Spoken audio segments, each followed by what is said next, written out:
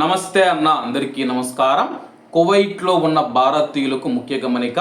కువైట్తో పాటు పలు విదేశాలలో భారత్ కౌన్సిలర్ సేవల కోసం ఎంపిక చేసిన డియు గ్లోబల్ డిజిటల్ సంస్థ నియామకాన్ని ఢిల్లీ హైకోర్టు రద్దు చేసింది. కొత్త కౌన్సిలర్ సేవల సంస్థల ఎంపిక ప్రక్రియను సవాలు చేస్తూ దాఖలైన పిటిషన్ పైన విచారణ జరిపిన డివిజన్ బెంచ్ ఈ కీలక తీర్పు వెలువరించింది.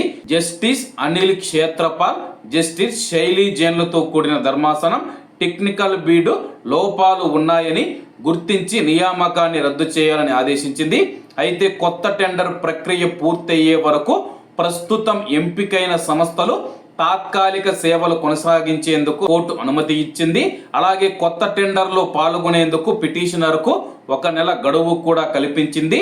టెక్నికల్ బీడ్లో మార్కుల కేటాయింపులో అవకతవకలు జరిగాయని ఆరోపిస్తూ ఈ ట్రావ్ సంస్థ ఢిల్లీ హైకోర్టులో పిటిషన్ దాఖలు చేసింది.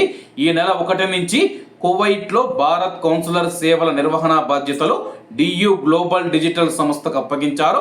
అనంతరం ఆ సంస్థ వివిధ సేవల ఫీజులను ఒక్కసారిగా దాదాపు 6 రెట్లు పెంచడంతో ప్రవాస భారతీయ సంఘాలు తీవ్రంగా వ్యతిరేకించాయి. అలాగే వాద్యం కొనసాగుతూ ఉన్న నేపథ్యంలో ప్రస్తుతం కువైట్లోని ఇండియన్ ఎంబసీ నేరుగా కౌన్సిలర్ సేవలు అందిస్తుంది. అంటే ఎమర్జెన్సీ సేవలు మాత్రమే అందుబాటులో ఉన్నాయి. Tatkal passport, NRI certificate, civil ID గడువు ముగిసే వారికి, అంటే బతాకా టైము, అకామా టైం అయిపోయే వారికి ఈ యొక్క సేవలు, ఈ వీసా వంటి సేవలు మాత్రమే ప్రస్తుతం అందిస్తూ ఉన్నారు. సాధారణ పాస్పోర్టు, అటెస్టేషన్, రెగ్యులర్ వీసాలకు సంబంధించి దరఖాస్తులను ప్రస్తుతం స్వీకరించడం లేదు.